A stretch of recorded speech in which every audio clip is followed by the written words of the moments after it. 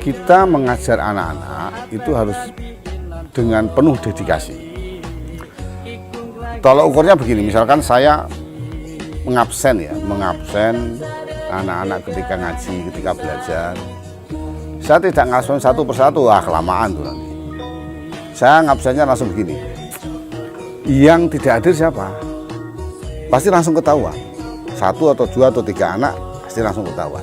Misalnya ada yang jawab, si A nggak hadir, pasti langsung saya tanya, kenapa nggak hadir? Langsung dijawab, sakit. Saya tanya, sakit apa? Nggak tahu, saya marah itu.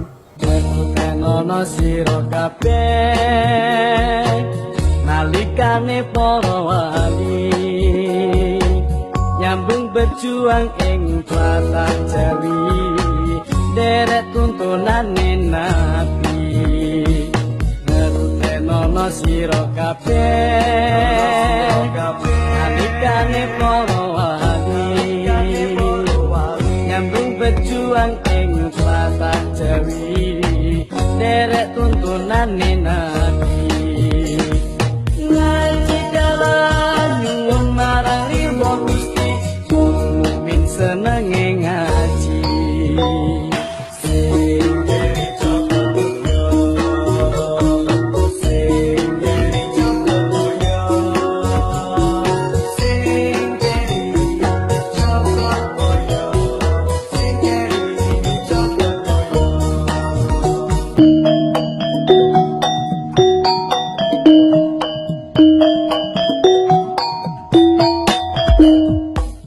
Tidak bikin jarak antara saya dengan mereka. Salah satu bukti ya, mereka itu tidak ada yang panggil saya itu Pak Yai atau Mbah Yai, itu enggak ada. Semuanya panggilnya Kak. Walaupun mereka yang masih kelas 1 SD, kelas 2 SD, sampai yang gede-gede, yang sudah kuliah, bahkan yang sudah selesai kuliah, semuanya panggilnya Kak. Kami juga membuat lokasi pondok itu alami.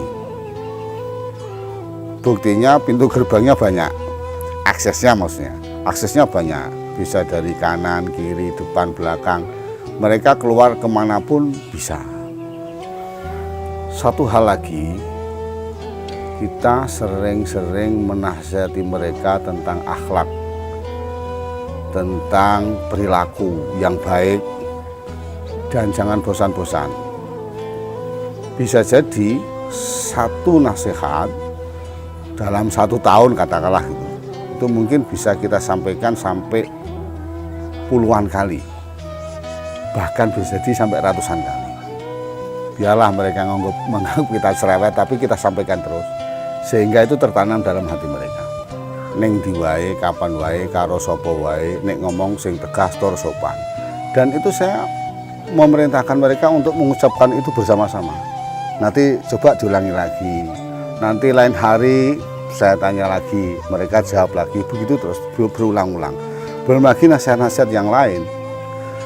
Kadang-kadang saya menyampaikan mereka begini, kita harus normal. Normal itu opo anane. Opo anane kadang-kadang saya balik. Contohnya misalkan begini.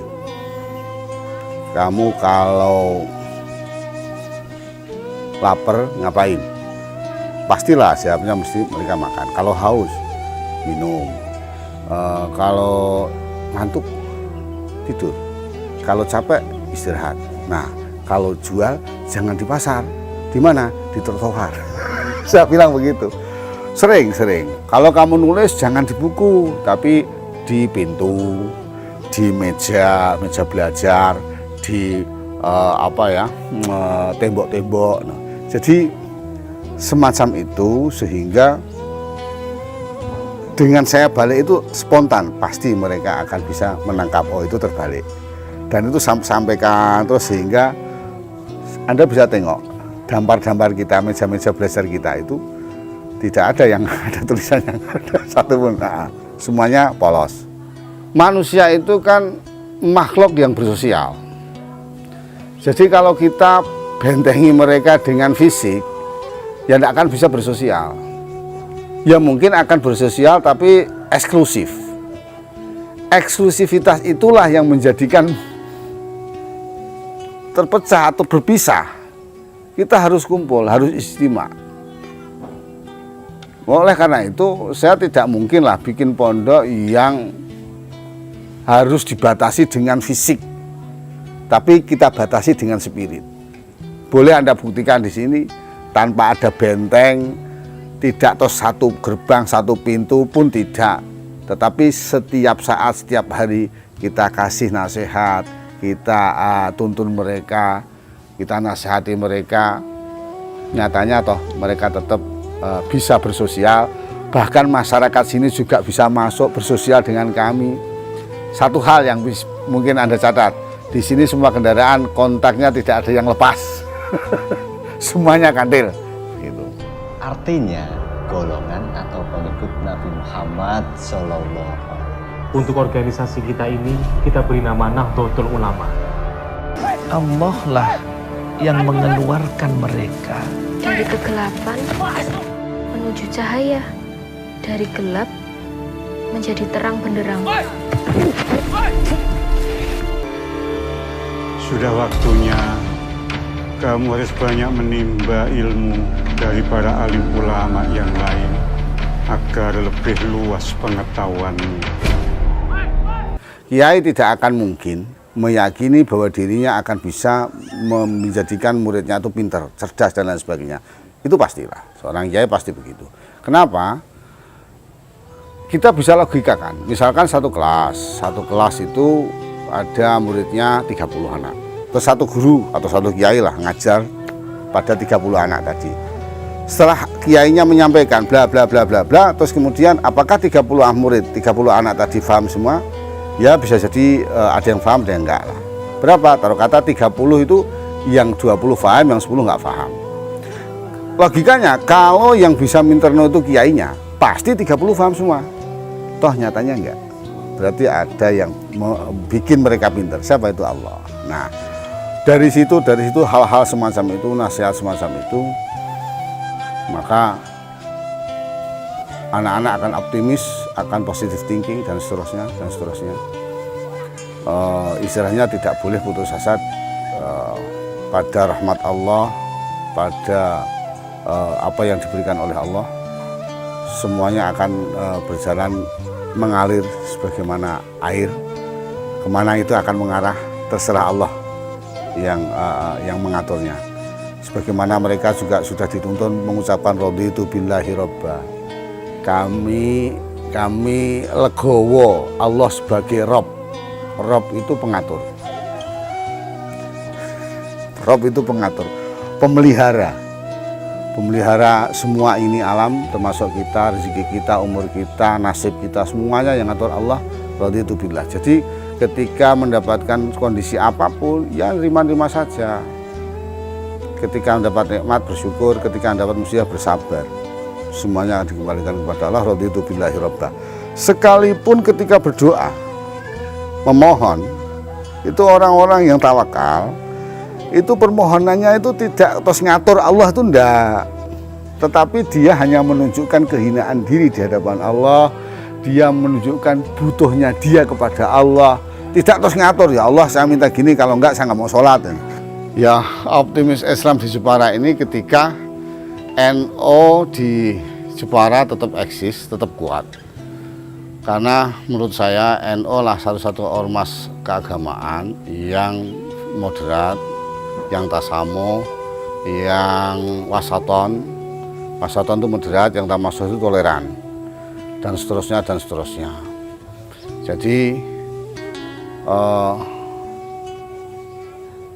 sesungguhnya sih tidak, kalau secara organisasi memang NO, tetapi kalau ketika tidak ada NO lah, istilahnya begitu, kita tetap optimis karena sabda Nabi, al-Islamu ya'lu wa la yu'la alaih, bahwa Islam itu selalu tinggi, tidak bisa dikalahkan. Bahasa ini jangan disalahpahami dengan orang Islam. Islam itu ya'lu. Jadi bukan orang Islam itu ya'lu. Islam itu tinggi. Bukan Islam itu, orang Islam itu tinggi, bukan, tetapi Islam yang tinggi. Tidak akan bisa dikalahkan. Oleh karena itu Allah Allah itu tidak bisa dinistakan. Firman Allah pun juga tidak akan bisa dinistakan karena selalu tinggi. Harapan saya kepada anak-anak, ya jelaslah mereka itu pintar, paham tentang ilmu agama, mereka mau mengamalkan. Tidak harus mereka harus jadi kiai, harus ngajar, enggak. Karena jalan menuju surga itu macam-macam. Kata Bang Haji, banyak jalan menuju Roma. Mereka mau dagang, silahkan. Mereka mau apapun silahkan. Asal jangan yang jelek ya. Semuanya dalam rangka takwa kepada Allah. Saya tidak mengharapkan mereka harus jadi kiai, mereka harus jadi guru, mereka enggak. Di sini pun saya ajar, saya latih beberapa usaha, beberapa latihan. Ya pasti itu semua hanya ekstra lah. Dominannya tetap ilmu agama, ilmu yang berkaitan dengan ubudiyah, menghamba kepada Allah. Yang jelas utamanya mereka jangan sampai tidak beribadah kepada Allah. Syukur-syukur itu bisa disampaikan kepada yang lain sehingga tidak terjadi putus, akan sambung menyambung terus.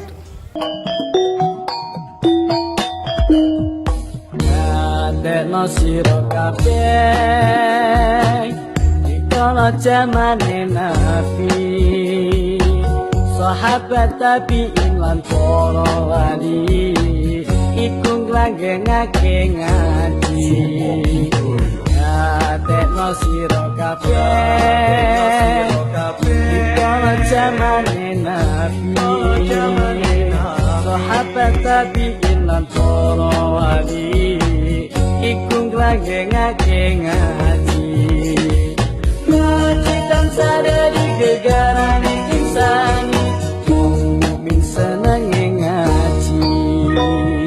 Sing jadi Jogoboyo, sing jadi Jogoboyo, sing jadi Jogoboyo, sing jadi Jogoboyo.